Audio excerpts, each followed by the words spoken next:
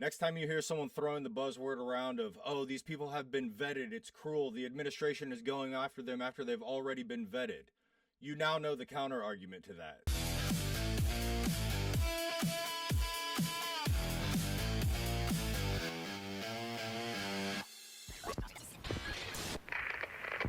What's up, everybody? Welcome back to the channel. Today I want to do a little dive into one aspect of a major news story right now. I'm sure everybody is tracking the November 26th Washington, D.C. shooting of the two National Guard service members that were 2 blocks from the White House when Afghan national 29-year-old Ramanullah Lakhanwal opened fire and shot 20-year-old Army Specialist Sarah Beckstrom, who died later from her injuries, and 24-year-old Air Force Staff Sergeant Andrew Wolf, who was also critically wounded. Now, I'm not going to dive into the full background story. This has been covered by multiple other outlets. There's plenty of information out there to find on it. But one thing I do want to show is there's some newer footage showing the end of the engagement and how the National Guard soldiers were able to take down and detain the suspect. So you see here, it looks like the service member running for cover. The suspect at that point was brandishing a revolver. Then he goes back and is able to hit and subdue the suspect. The feds are currently still, quote unquote, looking for a motive, but while this was all going down, the suspect was screaming Allah Akbar, so I'll let you draw your own conclusions on motivation there. After this, the administration has halted immigration from Afghanistan and 11 other countries. And not only that, they're going back to review the documentation of a bunch of these foreign nationals who came in under the Biden administration. They're going to be scrutinizing some of their documents, the benefit documents. And with good cause, the suspect's work visa had expired in September. So he shouldn't have been here in the first place, even if he really was supposed to be here in the first place. Now, a lot of these critics are arguing that these people are vetted. That's the buzzword that's going around now. These foreign nationals were vetted before they were brought here. And then you look at the suspect's background, and for that argument, if you don't really know what that means, it actually looks like a pretty good argument. This suspect worked with the CIA and JSOC since 2011. He was a part of Unit Zero, which was a specialized unit basically doing hits, night raids. It's been called a death squad. So this guy was vetted, but he was vetted for a certain job, okay? Vetted is a blanket term that's being thrown around, but vetted is not a blanket definition. You are vetted for different things. And I'd like to put up some slides here. I'm not going to read them all to you because they're kind of long, but you can pause the video and read the slides if you'd like. This is from Joe Kent, another Green Beret, and he's talking about the vetting process and how vetting in a certain situation isn't necessarily good in all situations. That vetting someone for a certain job doesn't necessarily mean that they're good for every job, okay, or every situation. Vetting a person for one thing does not carry over into another thing just because they've already been vetted.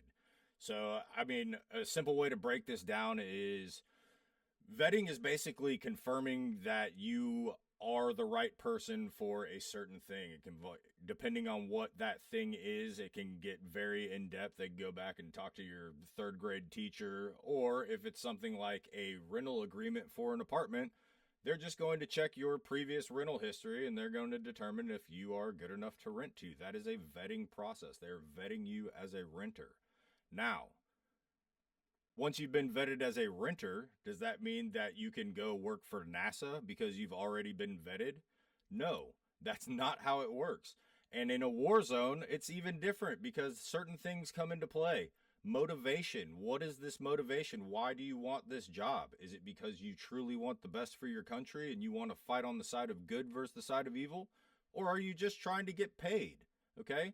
And even if you're good enough to be a soldier, I worked with the Afghan commandos in 2012. We also had interpreters that went on missions with us. Those interpreters were good enough to come on missions with us, but they weren't allowed to carry guns. Okay?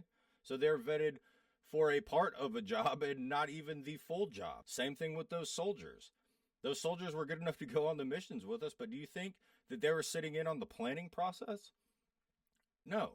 They were good enough to go out on missions with us. They were good enough for us to train, and even that isn't necessarily true, okay? I've got a couple examples from when I was in Afghanistan. We were staying on the base, and we had a helicopter coming in, bringing in some additional personnel.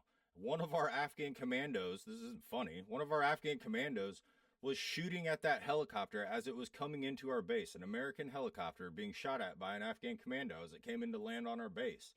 Do you think that guy was caught and punished? No. The Afghan leadership helped usher him off of the base and out into Kabul before we could figure out who it was to punish him. Okay, they helped him get away. Now, when you work in these partnership situations, there are partners all the way up through the top. So above our head, our leadership had Afghan counterpart leadership as well. We were flying in on a mission one time on infill, and as we're flying into the HLZ, we get ICOM chatter from the Taliban saying, hey, they're not going to HLZ black, they're going to HLZ red. They called out the names of our HLZs from our CONOP as we were flying in on the mission, because somewhere along that chain, someone who had been vetted to be good enough at that position had leaked our entire mission to the Taliban, okay? So one thing that I want to talk about is a lot of these times in a war zone, these people, their motivation is money, okay?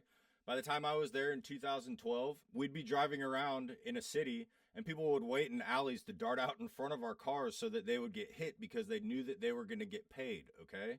Everybody was just trying to get paid. We'd give our Afghan commandos batteries for their nods and they'd sell them in the bazaar and then come back and ask us for more batteries. Now, while I was there in 2012, so 2011, 2012, we actually reached the peak of green on blue attacks. And for those of you that aren't familiar, those are attacks where our partner force, our counterparts, actually turned their rifles and killed American service members. Here are just a few examples, 2011, 2012. This became so common that we were having stand downs for missions. We were having to go attend ramp side services at a rate that was alarming. I mean, this was not a one-off thing. This was happening regularly, okay? And these, again, are people that were quote-unquote vetted for their job, still turning their weapons on American soldiers and murdering them in cold blood. Just because someone is vetted, especially in a war zone, to do a job does not mean that they are in turn vetted to be your neighbor, okay? There was no guarantee in the beginning of the conflict that all of these people were going to move to the United States. The motivation should have been that they were fighting for the betterment of their country. Now, if those motivations were changed and they were money or to get inside and cause an attack on Americans, those people certainly are not qualified to be your neighbor here in America. Living in America is a privilege. It is not a right for a foreign national to come live in this country. Because someone is vetted to clean toilets in a war zone or drive a truck full of supplies does not mean that they are vetted to move in next door to you. That's why the legal immigration process is so thorough and takes so much time, is because they have to scrutinize aspects of these people's lives that are not covered when they get a job emptying trash can on an American base in a war zone. So I agree. Immigration from Afghanistan should be halted until we figure this out. I agree. The records of those people that are here already should be scrutinized to see if they should be here. Again, the suspect was here on an expired work visa. He should not have even been here in the first place. So again, next time you hear someone throwing the buzzword around of, oh, these people have been vetted, it's cruel, the administration is going after them after they've already been vetted, you now know the counter argument to that.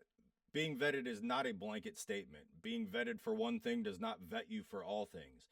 And just because you were vetted to work in a war zone with the United States forces does not mean that you were vetted to come live here and be our next door neighbor. Thank you so much for tuning into the channel today.